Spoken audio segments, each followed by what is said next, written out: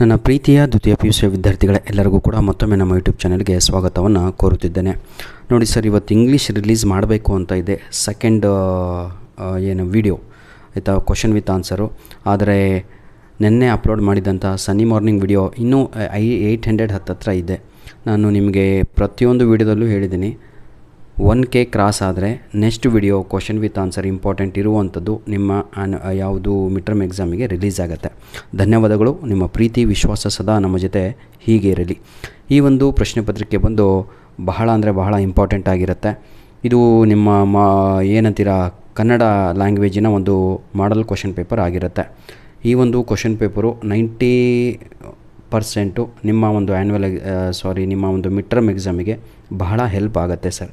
ದಯವಿಟ್ಟು ಇದನ್ನು ಸಂಪೂರ್ಣವಾಗಿ ತಗೊಳ್ಳು ರಿವೈಸ್ ಮಾಡ್ಕೊಳ್ಳಿ. ಈ ಒಂದು ಕ್ವಶನ್ ಪೇಪರನ್ನು PDF ಕಾಪಿ ಬೇಕು ಅಂದರೆ ನಾನು ಹೇಳಿದ್ದೀನಲ್ವಾ, 1K ಕ್ರಾಸ್ ಆದ ತಕ್ಷಣ ನಿಮಗೆ ಆ ಒಂದು ಪ್ರಶ್ನೆ ಪತ್ರಿಕೆಯ PDF ಕಾಪಿ ಅದರ ಒಂದು ಡಿಸ್ಕ್ರಿಪ್ಷನ್ ಬಾಕ್ಸಲ್ಲಿ ಸಿಗುತ್ತೆ. ಧನ್ಯವಾದಗಳು.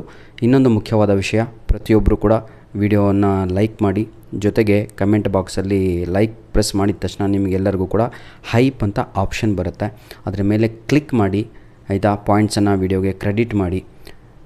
ದಿನ ನಿಮಗೆ ಒಂದೊಂದು ಸಬ್ಜೆಕ್ಟಿನ ಮೇಲೆ ಈ ಒಂದು ಮಾಡಲ್ ಕ್ವಶನ್ ಪೇಪರನ್ನು ಅಪ್ಲೋಡನ್ನು ಮಾಡಿ ಕೊಡ್ತೇನೆ ಸರ್.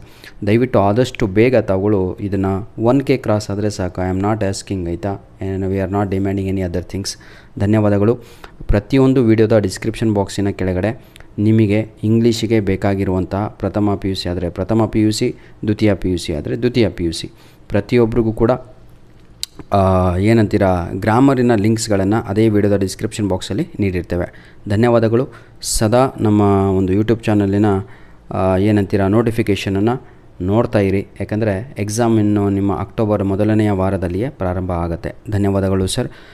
ಅಪ್ಲೋಡ್ ಮಾಡಿರುವಂಥ ಎಲ್ಲ ಪ್ರಶ್ನೆ ಪತ್ರಿಕೆಗಳಾಗಿರ್ಬೋದು ಅಥವಾ ನಿಮ್ಮ ಸರ್ ಅದು ಕ್ವಶನ್ ಆನ್ಸರ್ಸ್ ಆಗಿರ್ಬೋದು, 100% ನಿಮಗೆ ಹೆಲ್ಪ್ ಆಗುತ್ತೆ. ಅಷ್ಟಂತೂ ನಾನು ಹೇಳಬಲ್ಲೆ. God bless you all the best. Do well my dear children.